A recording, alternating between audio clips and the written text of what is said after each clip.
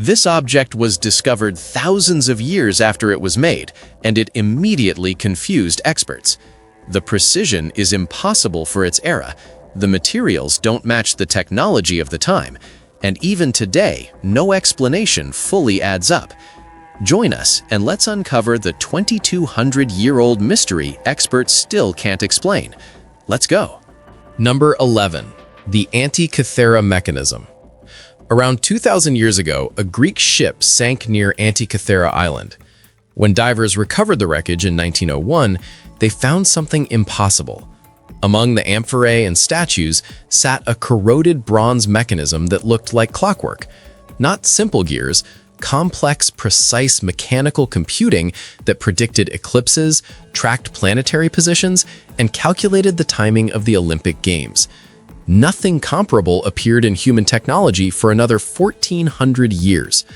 The Antikythera mechanism contained at least 30 interlocking bronze gears, arranged in ways that demonstrated sophisticated understanding of astronomy, mathematics, and precision engineering. X-ray analysis revealed inscriptions, tiny text explaining operation and function. This wasn't just mechanical complexity, it was an instruction manual for astronomical computation.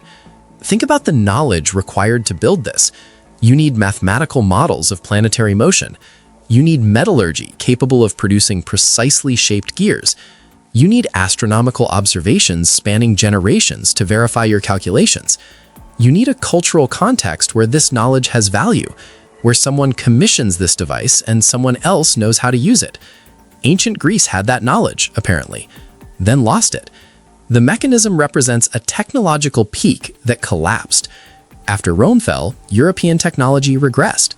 The knowledge to create devices like this vanished. Medieval clockmakers eventually reinvented some techniques, but nothing matching the Antikythera mechanism's sophistication appeared until the Renaissance. How does civilization lose this kind of knowledge? Books burn, teachers die without students, wars disrupt knowledge transmission. Economic collapse ends funding for advanced research. But losing something this remarkable suggests more than normal knowledge decay. Something broke in the chain between ancient Greece and medieval Europe. The mechanism's purpose raises questions too. Was it unique, one astronomer's masterwork, or did ancient Greece produce these regularly, with most lost to time? The fact that we found one implies others existed.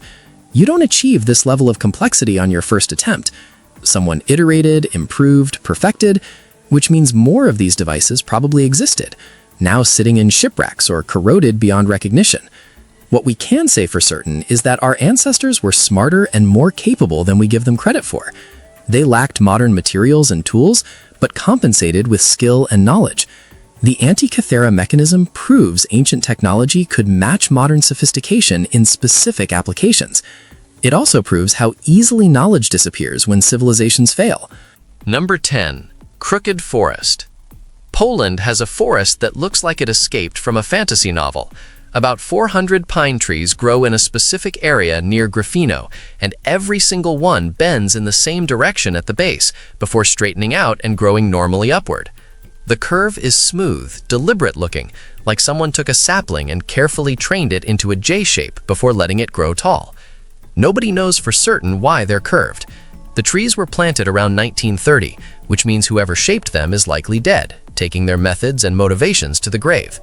The most popular theory suggests intentional manipulation for practical purposes. Shipbuilders and furniture makers historically shaped trees while they were young to create naturally curved wood for specific uses. Bent wood is stronger than wood that's been cut and bent later. If you need curved pieces for boat ribs or furniture, growing them that way makes sense. But that theory has problems. Why would someone shape 400 trees identically and then never harvest them? The timing doesn't work either. These trees were planted in the early 1930s, just before World War II devastated the region. Maybe the person who planted them died in the war. Maybe the original purpose was forgotten during the chaos of occupation and rebuilding. Other theories point to environmental factors. Heavy snow when the trees were young could have bent them, except snow doesn't bend 400 trees in identical directions with identical curves. Gravitational anomalies have been suggested, which is basically giving up and saying something weird we don't understand. The reality is probably mundane.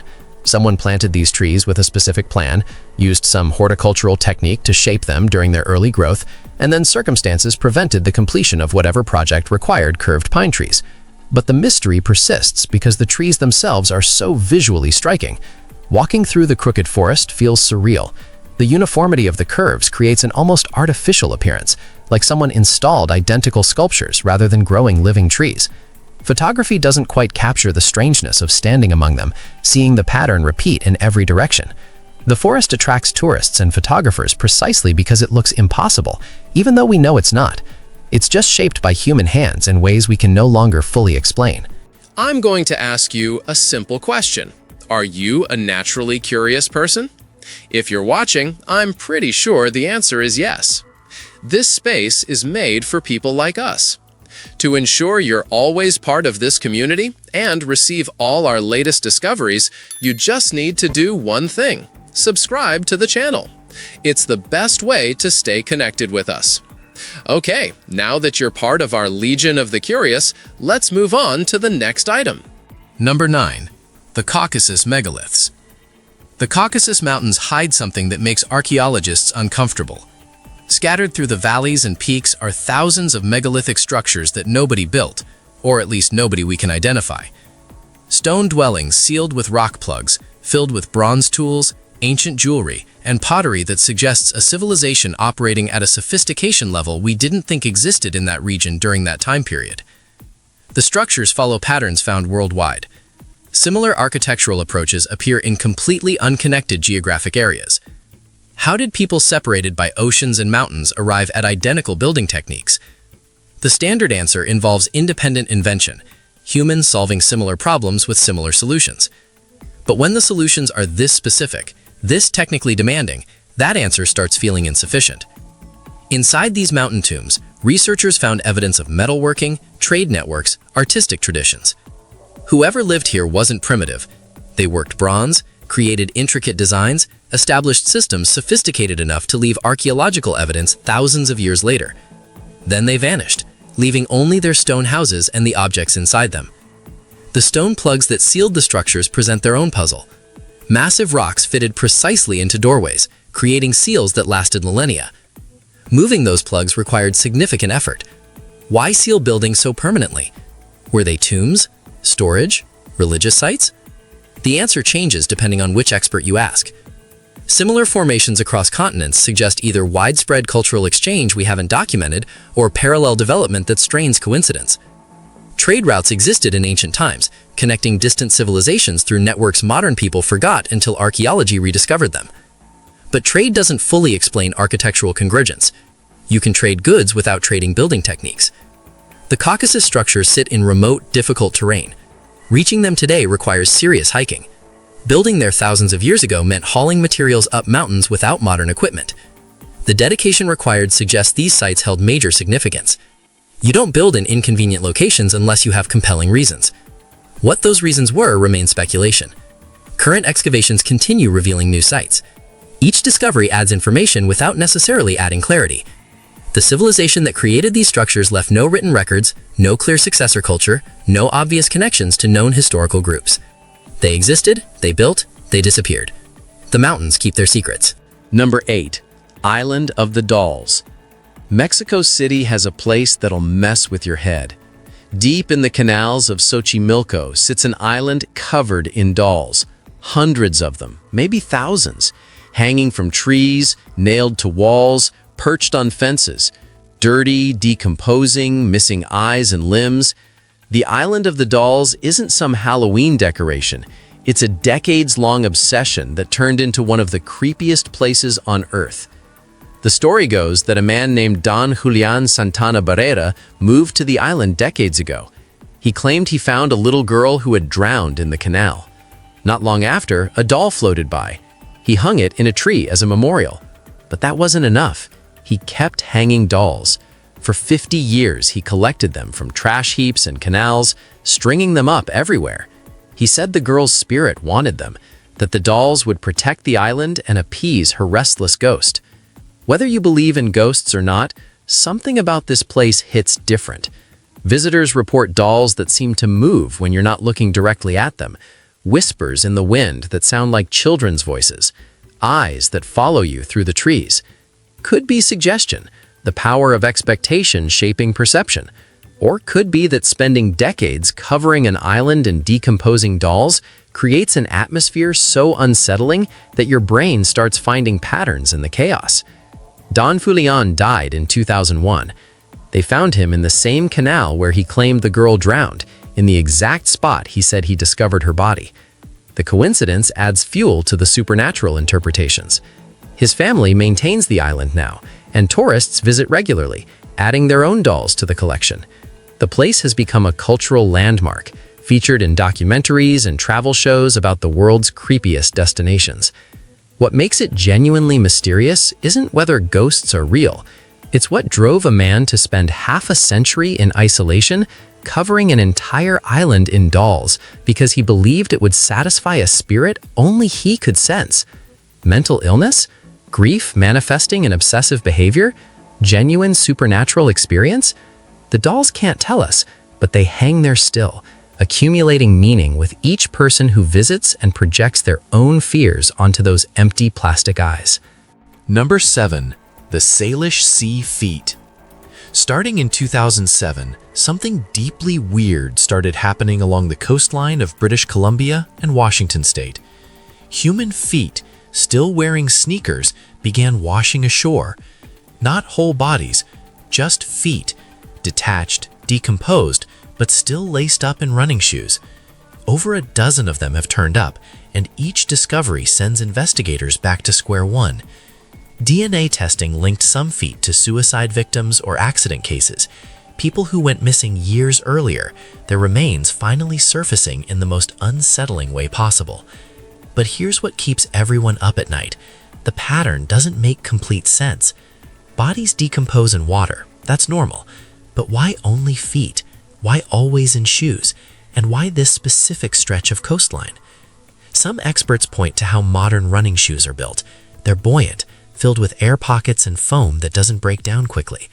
When a body decomposes in cold ocean water, the feet can naturally separate at the ankle joint. The shoes then act like flotation devices, carrying their grim cargo to shore, while the rest of the body stays submerged or gets scattered by currents. That explanation works for some cases.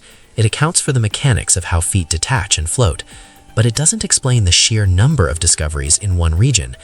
The Pacific Northwest has specific ocean currents that might concentrate debris in certain areas. The Salish Sea's circulation patterns could theoretically funnel floating objects toward particular beaches. Add in the popularity of outdoor activities in the area and the number of water-related accidents, and you get a statistical cluster that might not be as mysterious as it seems. Except, people can't shake the feeling that something else is happening. The timing feels too concentrated, the location's too specific. Could there be a serial killer operating in the region? Someone who knows how to make bodies disappear but can't account for the feet floating away? Law enforcement investigated that angle thoroughly. No evidence supports it. No pattern of disappearances that can't be explained by known accidents and suicides. But the lack of evidence isn't the same as proof of absence. What really gets under people's skin is the randomness of discovery. A morning beach walk interrupted by spotting a shoe that turns out to contain human remains. The psychological impact on the people who find these feet adds another layer to the story. Each discovery reignites media coverage, public speculation, and demands for answers that investigators can't always provide. Number 6. A dinosaur preserved like yesterday's lunch. In 2011, Canadian miners working in Alberta hit something that stopped work immediately. What emerged from the rock wasn't just fossils or bone fragments. It was a nodosaur so perfectly preserved that 110 million years disappeared in an instant. The armor plates still showed their original arrangement. The skin texture remained visible. Even the color pigments survived, revealing what this creature actually looked like when it walked the Earth during the Cretaceous period. This level of preservation shouldn't happen. Normally, when animals die, decomposition begins immediately. Bacteria break down soft tissue, scavengers scatter bones, weather and time reduce everything to scattered fragments that fossilize over millions of years. But this nodosaur avoided that fate through a combination of circumstances scientists are still working to fully understand. The leading theory suggests the dinosaur ended up in an ancient river, perhaps swept away by flooding. Its heavy armor pulled it to the bottom, where it settled into fine sediment that sealed it before decomposition could begin. The lack of oxygen in that underwater tomb prevented bacterial breakdown. Minerals gradually replaced organic material while preserving the three-dimensional structure in extraordinary detail. But even that explanation doesn't fully account for what survived. The specimen, now displayed in the Royal Tyrrell Museum, shows details paleontologists usually have to guess at from bone structures alone. The keratin sheath that covered the armor spikes remained intact. Chemical analysis revealed reddish-brown pigmentation, suggesting this dinosaur used camouflage. Its last meal still sat in the gut area, providing unprecedented information about nodosaur diet and digestion. What makes this discovery truly remarkable is how it challenges our assumptions about fossilization and preservation. We thought we understood the limits of what could survive geological time. This specimen proved those limits wrong. It raises questions about what else might be out there, perfectly preserved in underwater sediments, waiting for someone to accidentally dig it up. The nodosaur looks like it died weeks ago, not millions of years ago. That's not just remarkable preservation. That's preservation that borders on the impossible. Yet there it sits in a museum, defying expectations and rewriting textbooks about dinosaur appearance, behavior, and biology. Number 5. Moai statues. Easter Island sits in the Pacific Ocean, isolated and mysterious, home to nearly 1,000 giant stone heads that have confused visitors for centuries. Except they're not just heads. Recent excavations revealed what many people didn't know. The Moai have bodies buried underground. Full torsos, some extending 30 feet down, covered by centuries of soil accumulation. The statues we see are just the tips of much larger sculptures. The Rapa Nui people who carved these figures between 1400 and 1650 CE demonstrated engineering skills that seem impossible given their resources.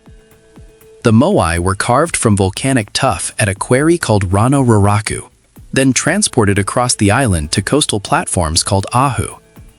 The largest completed Moai weighs about 82 tons. One unfinished statue, still in the quarry, would have weighed around 270 tons if completed. Moving these things across rough terrain without wheels, without metal tools, without draft animals, presents a logistical nightmare that archaeologists are still working to fully understand.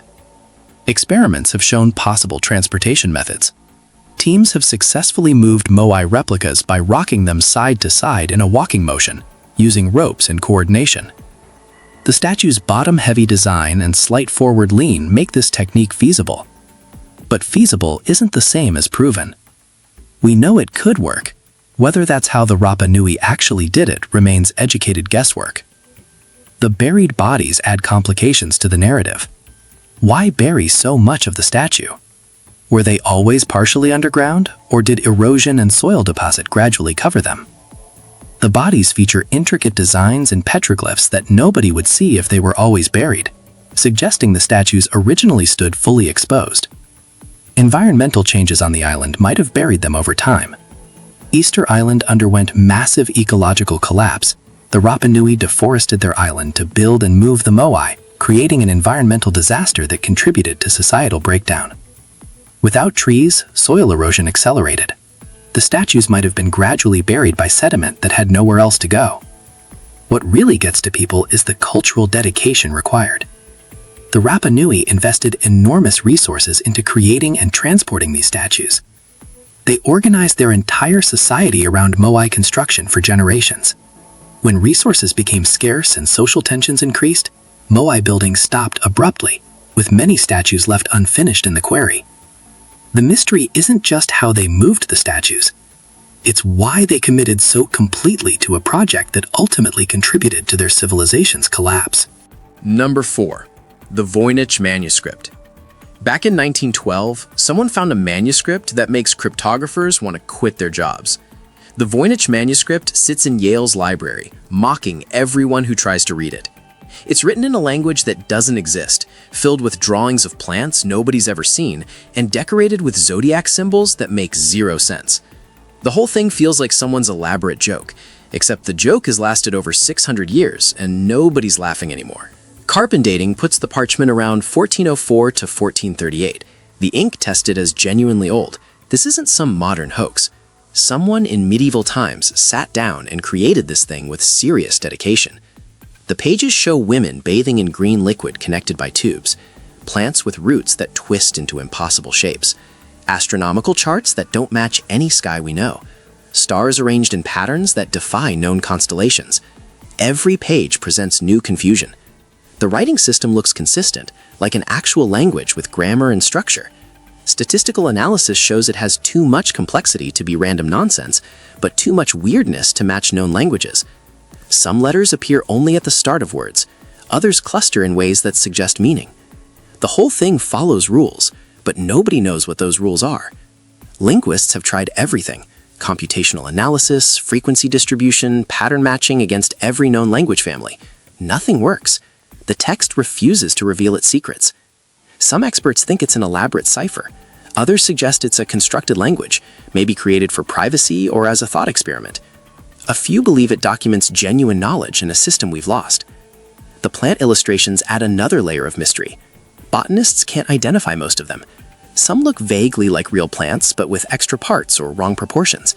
Others seem completely invented.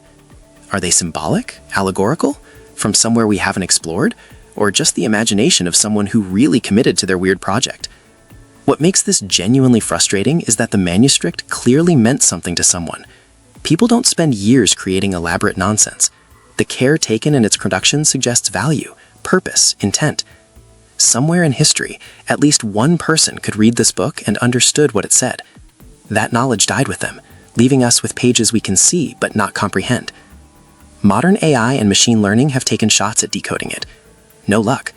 The patterns that help crack other historical codes don't apply here. It's like trying to understand music by analyzing paint or solve math with recipes. The manuscript exists in its own category, following its own logic, keeping its own secrets. Number 3. The English mystery craters. In England's countryside, a farmer found craters that stopped scientists cold. These holes punched through earth that's been stable for 25 million years. The formation process remains debated. Meteor strikes? Gas explosions? Something else entirely? Each theory has problems. Meteor impacts leave specific signatures: shock waves, melted rock, ejecta patterns.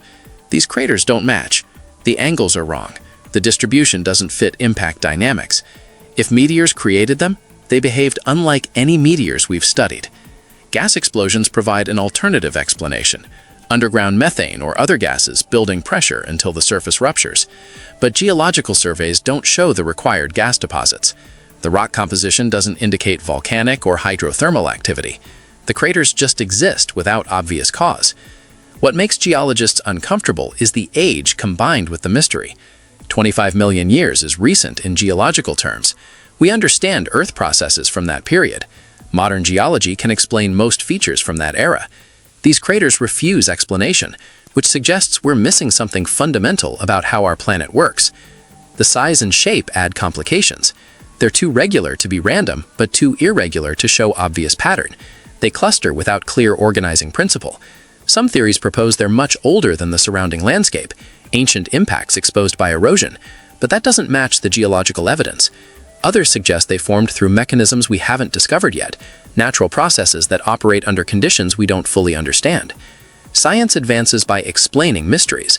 When mysteries resist explanation this thoroughly, they either indicate gaps in our knowledge or challenge our assumptions about what's possible. These craters do both. They exist, which means something formed them. That something either involves physics we know applied in ways we don't expect, or physics we haven't fully grasped. Local legends add supernatural elements: tales of strange lights, unusual sounds, events that coincide with crater formation in the distant past. Dismiss it as folklore, or consider it data from observers who lacked scientific framework, but recorded what they witnessed. Either way, the craters remain, defying explanation, forcing geologists to admit that England's countryside still holds surprises. Number 2. The Quimbaya airplanes. The Quimbaya artifacts sit in museums looking exactly like modern aircraft. Small gold figures that show wings, stabilizers, tail sections, all the components you'd need for aerodynamic flight. Except they're at least 1,000 years old, created by people who supposedly knew nothing about aviation. The resemblance isn't vague. These things look like jets. In 1994, aeronautical engineers built scaled-up replicas and tested them. The models flew, not just glided. They demonstrated stable, controlled flight characteristics. The ancient goldsmiths had created aerodynamically sound designs centuries before the Wright brothers. How? Standard explanations suggest the artifacts represent birds, fish, or insects stylized into decorative forms. But birds don't have vertical stabilizers. Fish don't need wings positioned for lift generation. Insects don't feature tail configurations that improve flight stability. These objects show design elements that make sense only if you understand aerodynamics. The wing placement provides lift, the tail section offers stability. The proportions match functional aircraft more closely than they match any natural creature. Some researchers propose the Quimbaya people observed something flying and tried to reproduce it in gold. But what were they observing? Birds obviously existed, but these artifacts don't look like birds. They look like machines, mechanical designs translated into precious metal by craftsmen who understood what they were copying well enough to preserve functional proportions. Alternative theories get speculative quickly. Ancient contact with advanced civilizations, lost technology from earlier sophisticated cultures, knowledge transmission through means we don't understand. Each explanation requires accepting something uncomfortable about history. The artifacts exist. Museums display them. Anyone can examine them and see the resemblance to modern aircraft. That resemblance demands explanation beyond coincidence. Either the Quimbaya stumbled onto aerodynamic principles accidentally while creating decorative art, or they knew more about flight than history suggests they should have known. Testing the replicas removed coincidence as an option. When your scaled-up reproduction flies with stable, controlled performance, you've proven the original design had aerodynamic validity. Someone knew what they were doing. The question becomes how they knew it, and what else they understood that we've assumed they couldn't. Number 1. Nazca Lines. Peru's desert holds one of archaeology's most spectacular mysteries. The Nazca Lines cover nearly 200 square miles, featuring over 800 straight lines, 300 geometric shapes, and 70 animal and plant designs etched into the ground. Some lines stretch for miles without deviating. The figures include a spider, monkey, hummingbird, and various geometric patterns so large you can only see them properly from the air, which is weird because the Nazca culture that created them between 500 BCE and 500 CE supposedly couldn't fly. The lines were made by removing reddish pebbles to reveal lighter ground beneath. The desert's extreme dryness and minimal wind preserved them for centuries. But preservation doesn't explain purpose. Why create massive artworks that you can't see from ground level? The most practical theories suggest astronomical or religious significance. Some lines align with solstices and equinoxes, suggesting they served as a massive agricultural calendar. The Nazca needed to track seasons for planting and harvesting in a region where water was scarce and timing was crucial. Creating visible markers for celestial events would have practical value beyond artistic expression. Other researchers propose the lines were walking paths for religious ceremonies. The geometric shapes and animal figures could represent sacred spaces, with pilgrims following the lines as part of spiritual practices. Evidence shows the lines were used and maintained over long periods, supporting the idea that they served ongoing ceremonial purposes. Then there are the speculative theories. Ancient astronauts, alien landing strips, advanced technology we've forgotten. These explanations ignore that humans have always been capable of impressive achievements with simple tools and lots of time. The Nazca lines don't require alien intervention. They require organization, planning, and cultural commitment, all of which humans excel at. What remains genuinely mysterious is the scale of the project and the precision achieved. Creating lines that run perfectly straight for miles requires surveying techniques and measurement systems that leave no physical evidence. The Nazca somehow maintained consistent direction and spacing across vast distances without modern tools. They managed to create designs that maintain proper proportions when viewed from altitude, despite having no way to check their work from that perspective. Recent discoveries using satellite imaging and drones have revealed hundreds of additional lines and figures previously unknown. Each discovery adds to our understanding while raising new questions about the extent of Nazca achievements and the resources they devoted to these projects. Still curious? Then don't stop now. The next mystery is already waiting for you. Just click the video on screen. I saved it just for you. See you there, curious one.